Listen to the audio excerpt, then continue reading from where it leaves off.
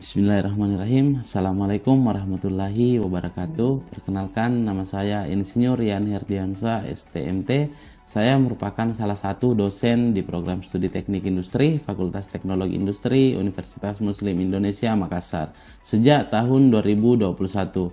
Adapun latar belakang pendidikan saya yaitu S1 Teknik Industri di Universitas Muslim Indonesia dan S2 Teknik Industri di Magister Teknik Industri Universitas Islam Yogyakarta. Selama saya menjadi dosen di program studi Teknik Industri Fakultas Teknologi Industri Universitas Muslim Indonesia Makassar, saya telah mengampu beberapa mata kuliah, di antaranya mata kuliah Organisasi Manajemen Perusahaan Industri, kemudian mata kuliah Analisis Perancangan Sistem Informasi, kemudian ada mata kuliah Pengambilan Keputusan, dan juga mata kuliah Penelitian Operasional 1. Dalam kesempatan ini, saya akan menjelaskan salah satu mata kuliah yang saya ampu, yaitu mata kuliah Organisasi Manajemen Perusahaan Industri.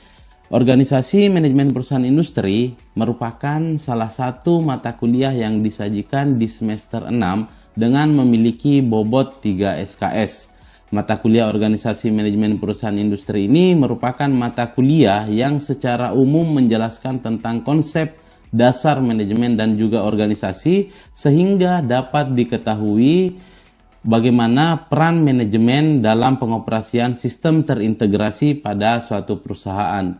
Adapun yang kemudian menjadi capaian pembelajaran lulusan itu mengacu pada CPL yang kedua yang dimiliki oleh program studi Teknik Industri, yaitu kemampuan untuk merancang sistem terintegrasi untuk memenuhi kebutuhan dan standarisasi dari berbagai batasan multi aspek yang realistis, kemudian melibatkan berbagai stakeholders untuk memanfaatkan potensi daya lokal dan nasional dengan pandangan global di bidang teknik industri. Selanjutnya, dari capaian pembelajaran lulusan yang dimiliki teknik industri, kami membreakdown menjadi capaian pembelajaran mata kuliah atau CPMK. Untuk mata kuliah Organisasi Manajemen Perusahaan Industri ini memiliki 10 CPMK. Yang pertama itu mahasiswa mampu untuk menjelaskan konsep dasar dan struktur organisasi. Kemudian untuk CPMK yang kedua, mahasiswa mampu merancang organisasi perusahaan industri yang mempertimbangkan aspek teknis dan efisiensi. Kemudian untuk CPMK yang ketiga, mahasiswa mampu untuk menganalisis pengaruh regulasi dalam kebijakan hukum. Kemudian untuk CPMK yang keempat itu adalah mahasiswa mampu untuk menyusun sistem pengambilan keputusan dalam organisasi. Untuk CPMK yang kelima, mahasiswa diharapkan mampu mengevaluasi peran pemangku kepentingan atau stakeholders dalam proses perancangan organisasi industri. Untuk CPMK yang keenam, mahasiswa diharapkan mampu untuk merancang sistem kerja dan pembagian tugas dalam organisasi. Untuk CPMK yang ketujuh, mahasiswa diharapkan untuk mampu mengidentifikasi potensi sumber daya manusia. Untuk CPMK yang kedelapan, itu mahasiswa mampu untuk menyusun desain fungsi manajerial. Selanjutnya, untuk CPMK yang ke-8 itu mahasiswa mampu menerapkan prinsip manajemen strategis dalam pengembangan organisasi industri. Dan yang terakhir, CPMK yang ke-10 itu adalah mahasiswa diharapkan mampu untuk mengevaluasi efektivitas organisasi industri. Untuk mencapai pembelajaran mata kuliah tersebut, kami menyajikan beberapa materi yang akan mahasiswa dapatkan di kelas. Yaitu yang pertama ada materi tentang pengertian manajemen itu sendiri, kemudian materi tentang proses dan manajemen, kemudian pengertian dasar organisasi, terus ada mata kuliah analisis lingkungan, analisis organisasi, dimensi struktural, bagaimana pendekatan dan juga perancangan organisasi, kemudian ada materi tentang sasaran efektivitas organisasi dan juga implementasi organisasi. Dari setiap mata kuliah, tentunya masing-masing memiliki sub CPMK untuk setiap materi yang kami berikan di kelas untuk setiap minggunya. Selanjutnya, untuk referensi yang saya gunakan dalam proses pembelajaran di kelas untuk mata kuliah Organisasi Manajemen Perusahaan Industri, saya menggunakan referensi yang pertama dari Basu Swasta dengan buku Asas Manajemen Modern, kemudian yang kedua George Terry itu menggunakan prinsip-prinsip manajemen, kemudian yang ketiga saya menggunakan dari Hani Handoko buku manajemen, dan James Toner juga judul bukunya adalah manajemen, dan yang terakhir Winardi dengan judul kepemimpinan dalam manajemen. Nah, tentunya dalam referensi yang saya gunakan, saya juga menggunakan beberapa jurnal-jurnal, entah dari jurnal penelitian nasional dan juga internasional yang bereputasi sebagai landasan referensi yang sesuai dengan materi yang saya sajikan di kelas. Selanjutnya, untuk proses pembelajaran pada mata kuliah Organisasi Manajemen Perusahaan Industri, ini dilakukan dengan menggunakan metode blended learning, di mana saya memadukan antara pembelajaran secara luring dan juga pembelajaran secara daring. Nah, untuk pembelajaran luring itu dilakukan di kelas dan juga di laboratorium dengan metode tatap muka. Nah, sedangkan pembelajaran secara luring itu dilakukan di dalam kelas dengan metode ceramah dan diskusi, sehingga di sini mahasiswa bisa diatur secara berkelompok sesuai dengan tema yang diberikan dan tanya jawab terkait dengan materi yang dijelaskan. Untuk metode ceramah di sini itu diberikan agar mahasiswa dapat memahami dan memperoleh materi secara jelas. Dan adapun untuk metode diskusi yang kami berikan itu untuk mengembangkan kreativitas mahasiswa dan mencari solusi atas pertanyaan-pertanyaan ketika diskusi. Dalam setiap sesi pembelajaran, saya selalu menyiapkan materi dalam bentuk PowerPoint, dan juga saya membagikan materi yang telah saya ajarkan di kelas melalui LMS Kalam ke mahasiswa dalam bentuk PDF. Untuk pembelajaran secara daring itu dilakukan dengan menggunakan Learning Management System atau disebut dengan Kalam, di mana Kalam di sini dikombinasikan dengan Zoom Meeting sebagai kebutuhan mahasiswa. Nah, di dalam Kalam mahasiswa mampu memilih mata kuliah di kelas sesuai dengan yang telah diprogramkan di KRS. Nah, di Kalam juga mahasiswa bisa melakukan absensi, kemudian bisa mendownload materi pembelajaran, bisa mengumpulkan tugas, kemudian mengerjakan kuis, kemudian mahasiswa bisa berinteraksi menggunakan video conference untuk saling diskusi di LMS Kalam. Nah, tentunya semua mahasiswa juga tergabung di dalam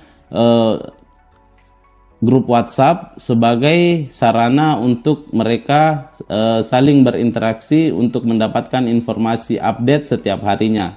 Nah, tentunya dalam pembelajaran ini ada beberapa aspek penilaian yang kemudian saya gunakan, yaitu diantaranya yang pertama itu saya menilai dari kehadiran dan partisipasi mahasiswa di dalam kelas dengan bobot 10%. Kemudian saya menilai dari latihan dan tugas maupun kuis di kelas, itu saya berikan bobot 20%. Selanjutnya yang ketiga, untuk penilaian ujian tengah semester saya memberikan bobot 35% untuk mahasiswa ketika mahasiswa mampu untuk mengikuti dan menjawab dengan benar pertanyaan-pertanyaan di ujian tengah semester. Dan yang terakhir tentunya adalah ujian akhir semester, di mana mahasiswa harus dan wajib mengikuti ujian akhir semester untuk mendapatkan nilai tes terakhir dari mata kuliah ini. Nah, bobot untuk ujian akhir semester ini adalah 35%. Nah, jadi untuk total keseluruhan bobot dari penilaian itu adalah 100%. Berbagai metode pembelajaran telah saya lakukan, diharapkan dapat mencapai tujuan dan juga peningkatan belajar mahasiswa agar menjadi lulusan yang dibutuhkan di dunia industri. Nah, demikian paparan deskripsi mata kuliah Organisasi Manajemen Perusahaan Industri. Berikut cuplikan pembelajaran mata kuliah Organisasi Manajemen Perusahaan Industri yang saya lakukan. Tolong perhatiannya ke sini. Bismillahirrahmanirrahim. Assalamualaikum warahmatullahi wabarakatuh. Waalaikumsalam warahmatullahi wabarakatuh. Bagaimana kabarnya kalian? Sehat? Alhamdulillah. Jadi sebelum kita masuk pada materi untuk hari ini, marilah bersama-sama terlebih dahulu kita berdoa sesuai dengan keyakinan kita. Berdoa dimulai.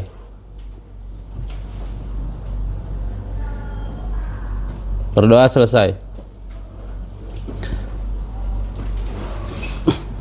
Baik, jadi materi hari ini kita akan melanjutkan apa yang sudah dibahas pada pekan lalu ya, atau pekan kemarin kita sudah membahas terkait dengan rencana pembelajaran semester, yang dimana hari ini kita akan melanjutkan atau membahas materi tentang organisasi manajemen perusahaan industri untuk materi yang pertama ya.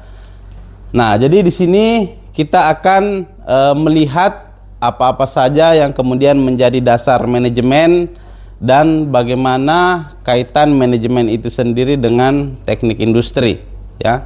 Nah, di sini kalau kita lihat dari judul mata kuliah ini itu organisasi manajemen perusahaan industri. Di sini kita bisa lihat ini adalah ilustrasi ya. Ini ada orang yang sedang memanah. Nah, di sini itu ada tujuan dan sasaran. Kira-kira apa beda antara tujuan dan sasaran? Apa yang menjadi pembedanya? Di sini kalau kalian lihat ilustrasinya, yang mana tujuan, yang mana sasaran?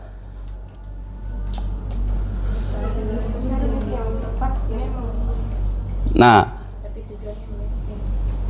Mentari, bagaimana Mentari? Menurut saya itu Pak, sasaran itu memang fokus utama kita. Oh, fokus utamanya. Nah, kalau sasarannya yang mana? Sasarannya itu Pak, yang sasaran utamanya. Nah, sini kalau kita definisikan ya, atau kita lihat ilustrasinya, berarti satu dinding objek untuk panahan ini itu adalah apanya namanya? Ini tujuan. Sasarannya itu yang warna kuning ini. Nah, ini kan yang disasar yang warna kuning. Ini kan. Nah, meskipun tujuannya untuk melepaskan anak panah ke dinding ini. Nah, berarti kalau kita lihat tujuan itu masih secara umum. Tapi sasaran itu sudah spesifik. Ya, begitu. Jadi bisa dipahami sampai di sini ya. Oke. Sampai di sini ada yang mau ditanyakan? Silakan, Iksan. Baik Pak, di layar tertulis realisasi target yang telah ditetapkan. Lalu pertanyaan saya, Ya. bagaimana proses evaluasi dari realisasi target yang telah ditetapkan tersebut, Pak? Oke, bagus sekali ya Iksan pertanyaannya. Jadi Ihsan bertanya terkait dengan bagaimana cara untuk mengevaluasi dari realisasi target yang sudah ditetapkan. Nah, jadi di sini kita bisa melihat bahwa kalau ada ketidaksesuaian antara apa yang sudah kita rencanakan dengan apa yang sudah terjadi itu tidak sesuai, berarti itu menjadi salah satu objek untuk evaluasi. Nah, misalnya saja di kelas ini ya, kita itu kuliah 16 kali pertemuan, ya kan? Nah, diantaranya itu ada ujian tengah semester dan ada ujian akhir semester. Nah, kemudian di pertemuan ke-8 kita melakukan yang namanya evaluasi, ya kan? Nah, ujian tengah semester itu adalah proses evaluasi. Nah, di situ kami ingin melihat sampai di mana atau sejauh mana kalian paham terkait dengan materi di pertemuan pertama sampai di pertemuan ke-7. Nah, di situ saya bisa ukur melalui hasil kerja kalian, ya kan? Nah, kemudian saya keluarkan dalam bentuk penilaian. Nah, kalau memang rata-rata dari kalian nilainya itu masih di bawah ambang batas, berarti ya itu harus dievaluasi. apakah cara dosennya yang kurang dalam menyampaikan materi, ataukah antara penyampaian materi dengan kalian itu metodenya tidak sesuai atau kurang tepat metodenya. Nah, itu yang harus kita evaluasi. Apa yang salah dari sistem pembelajaran ini? Kenapa kalian kok setiap pekan hadir datang kuliah, tapi pada saat ujian kenapa kalian tidak paham begitu?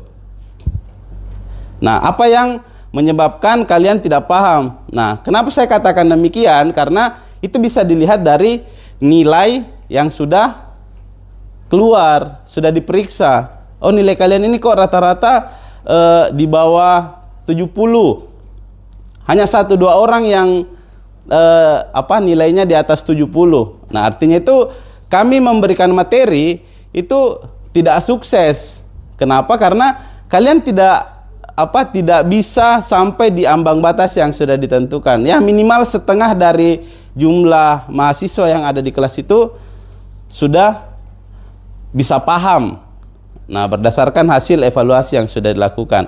Jadi, Ihsan, di sini kita bisa melihat bahwa realisasi dari target itu, cara mengevaluasinya itu beragam, ya. Jadi tergantung bagaimana atau apa tujuan kita untuk mengevaluasi. Kalau tujuannya untuk menilai, berarti kita melakukan pengujian.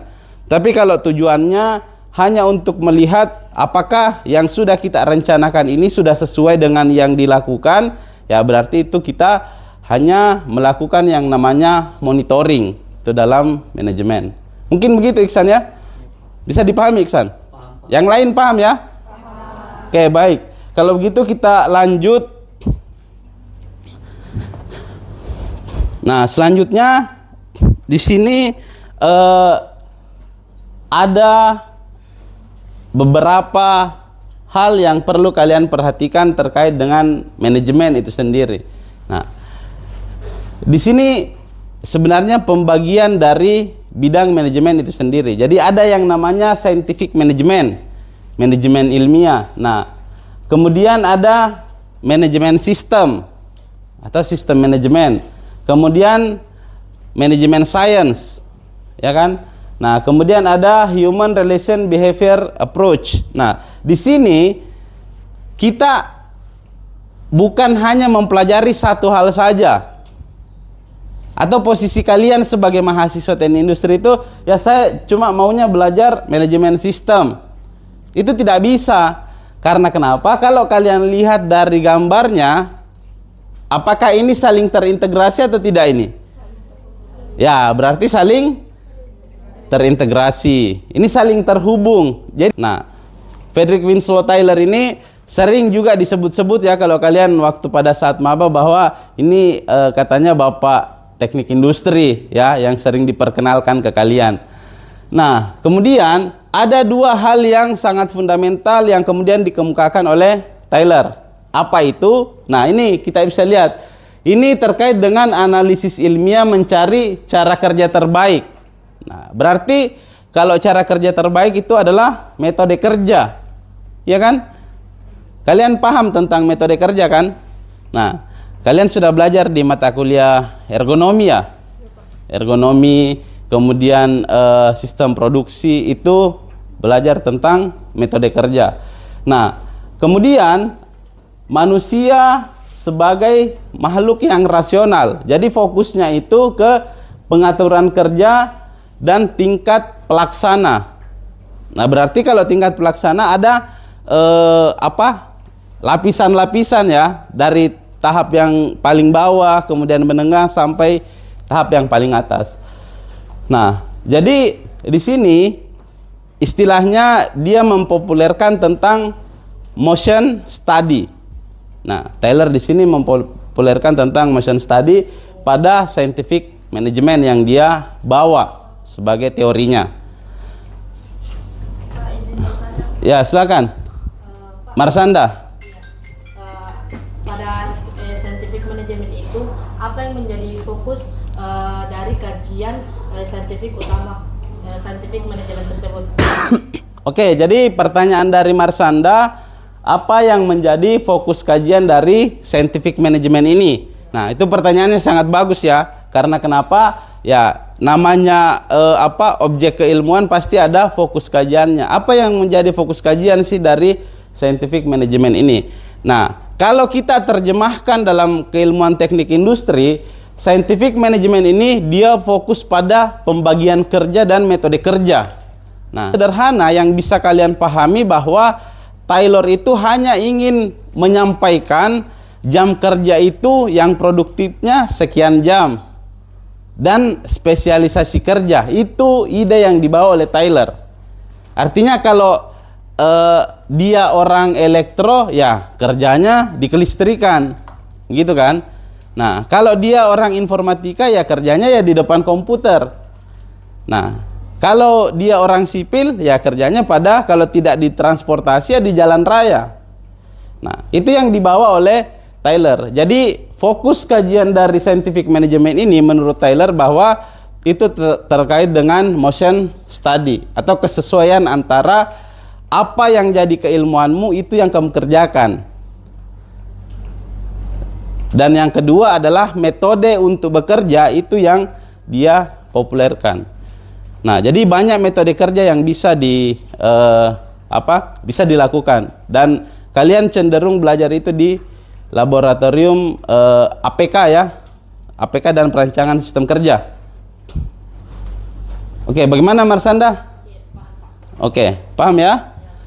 Nah, kemudian yang kedua itu terkait dengan manajemen sistem. Perkataan yang pertama ini bisa saya gambarkan ya sebelum saya jelaskan nanti dalam bentuk gambar. Ini itu yang paling atas itu namanya top management. Ini sering kalian lihat ya. Nah, top management ini orang-orang yang punya hak dan wewenang penuh terhadap perusahaan atau sering kita sebut dengan stakeholder, ya. Nah, di sini biasanya ada owner, ya kan, atau investor. Nah, jadi ini orang-orang yang punya kepentingan penuh terhadap suatu proses bisnis. Jadi tidak bisa kalau kita cuma bilang bagaimana kinerja karyawan pada bulan ini, terus laporannya bagus. Nah, dia harus dalam wujud kuantitatif. Nah, di sini kita bisa lihat ini bisa dilakukan melalui pemodelan secara matematis. Kemudian kita bisa lihat dalam bentuk optimasi. Nah, dan kalian sudah laluilah. Kalau misalnya kalian belajar penelitian operasional 1, penelitian operasional 2 kan. Nah, kemudian di sini ada pemodelan melalui simulasi. Terus ada juga misalnya chef kita ini dari 3 ada 1 orang yang tidak pernah masuk. Nah, di sini akan dilaporkan ke stakeholder atau top manajemen bahwa kondisi operasional kita itu seperti ini. Nah, ketika sudah dilaporkan, maka top manajemen atau stakeholder itu berhak untuk mengambil keputusan. Nah, apakah dia mau berikan peringatan dulu atau mau berhentikan langsung misalnya kan. Nah, itu keputusan itu diambil oleh top manajemen. Berarti kalau kita bicara secara fungsi dari top manajemen itu adalah mengambil keputusan secara menyeluruh pada semua level manajemen. Jelas Sahra ya? Ya. Terima kasih Sahra atas pertanyaannya. Bagaimana kalau tidak terpenuhi? Katakanlah di sini dia tidak memiliki metode untuk jalan. Dia cuma memiliki kemudian material, mesin dan money. Dia tidak punya metode apapun. Kira-kira apa yang terjadi? Nah, dia tidak bisa berjalan dengan lancar. Bagaimana? Kira-kira apa yang terjadi? Kalau salah satu dari 5 elemen itu tidak ada, atau tidak ada modalnya. Dia punya sumber daya, dia punya material sendiri kan. Kemudian dia punya mesin dan sebagainya. Tapi dia tidak punya modal. Kira-kira apa yang terjadi kalau seperti itu? Bisa tidak? Ya, tidak bisa berjalan. Nah, ya. Nah, Setelah itu baru kita aktualkan. Nah, tadi ada pertanyaan, bagaimana kalau misalnya yang kita rencanakan itu tidak sesuai dengan aktualnya? Nah, berarti kita harus melakukan evaluasi. Nah, tapi supaya itu sesuai, kita harus melakukan controlling dan monitoring. Nah, controlling ini tadi dilakukan oleh orang yang berada di middle management. Nah, jadi urutannya itu seperti itu. Bisa dipahami sampai sini ya? Silakan kalau ada yang mau ditanyakan sampai di sini. Bisa dipahami ya? Nah, selanjutnya kita masuk pada proses manajemen ya. Di proses manajemen ini kita mulai dari planning, kemudian ada organizing, ada leading dan controlling. Nah, di sini sudah dijelaskan bahwa proses itu cara sistematis untuk melakukan sesuatu. Nah, itu proses. Kita kan selalu belajar input, proses, output, gitu kan? Nah, tapi kita kadang lupa di proses itu apa yang terjadi sebenarnya. Nah, jadi di proses itu cara sistematis untuk melakukan sesuatu. Yang dimana kalau orang TI yang kita tanya ya automasi kan, bagaimana sistem itu bisa bekerja secara otomatis. Nah, di sini mulai dari perencanaan, kemudian di pengorganisasian, bagaimana manajer itu mengelompokkan kegiatan-kegiatan yang ada dalam organisasinya. Nah, jadi kalau kita mau lihat dari sudut pandang teknik industri, dalam teknik industri itu ada keilmuan manajerial, ya kan? Nah, kalau bicara tentang manajerial, itu kita pasti membahas tentang level manajemen. Nah, jadi tugasnya kita itu bagaimana kita bisa mengorganize level dari operasional, kemudian level di middle, dan level di top manajemen. Nah, jadi keterkaitannya itu sangat erat, ya. Kenapa? Karena keilmuan ini saling membutuhkan, dan untuk melengkapi keilmuan manajerial di teknik industri itu kita butuh keilmuan manajemen. Jadi hubungan mata kuliah ini dengan teknik industri itu hubungannya adalah pada level manajerial yang kita selalu pelajari dan kita butuhkan. Jadi seperti itu. Bisa dipahami ya? Oke, jadi untuk pertemuan hari ini mungkin kita cukupkan dulu ya. Nah, untuk materinya nanti kita akan lanjutkan pekan berikutnya. Sebelum saya akhiri, tidak ada lagi yang mau ditanyakan? Cukup ya? Oke, baik. Jadi sebelum saya akhiri, saya ucapkan terima kasih atas kehadiran dan partisipasi teman-teman sekalian mengikuti perkuliahan kita pada hari ini. Semoga kita bisa bertemu kembali di pekan depan, di hari dan di waktu yang sama ya, dalam keadaan sehat walafiat. Amin ya rabbal alamin. Sekian, wabillahi taufiq wal hidayah. Assalamualaikum warahmatullahi wabarakatuh.